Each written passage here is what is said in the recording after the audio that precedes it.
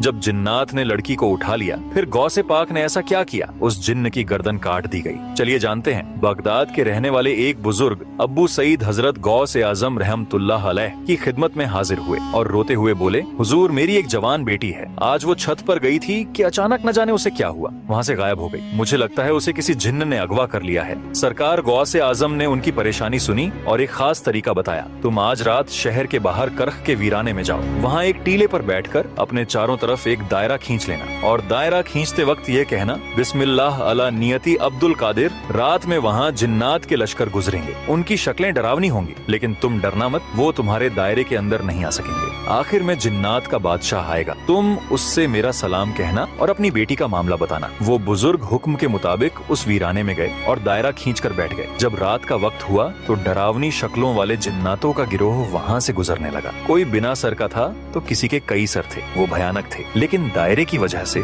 कोई भी उस बुजुर्ग के पास नहीं आ सका। फिर कुछ देर बाद जिन्नात का बादशाह, जिसका नाम मीरस बताया जाता है, अपनी भारी लश्कर के साथ आया। बादशाह ने दायरे के बाहर रुककर उस बुजुर्ग से पूछा, ए इंसान तू कौन है? बुजुर्ग, मैं गौसे आजम का भेजा हुआ हूँ। गौसे पाक का नाम सुनते ही बादशाह ने सर झुका लिया और अदब से बुजुर्ग के सामने बैठ गया। उसके साथ पूरा लश्कर भी अदब से खड़ा हो गया और बोला, सरकार का क्या हुक्म है? बुजुर्ग बोले, मेरी बेटी को किसी जिन्न ने छत से अगवा कर लिया है। सरकार ने फरमाया है कि मेरी बेटी मुझे वापस दिला दी जाए। जिन्नात के बादशाह ने तुरंत अपने लश्कर में ऐलान करवाया, किसने इस शख्स की बेटी को उठाया है। थोड़ी ही देर में एक जिन्न को पकड़कर लाया गया। वो एक चीनी जिन्न था और उसके पास ही वो लड़की थी। बादशाह को बहुत गुस्सा आया। उसने उस जिन्न से पूछा, तुझे पता नहीं कि यह बगदाद है और यहाँ गौसे आजम की हुकूमत चलती है, तूने यह जुर्रत कैसे की? उस जिन्न की गर्दन काट दी गई और लड़की को बाहिफाजत बुजुर्ग के हवाले कर दिया गया। सुभान अल्लाह, गौसे आजम का वो मर्तबा है जहाँ जिन्नात भी थर थर कांपते हैं। दोस्तों, अगर आप भी गौसे आजम के सच्चे दीवाने हैं तो दिल से लिखिए या गौसे आजम और लाइक सब्सक्राइब जरूर करें।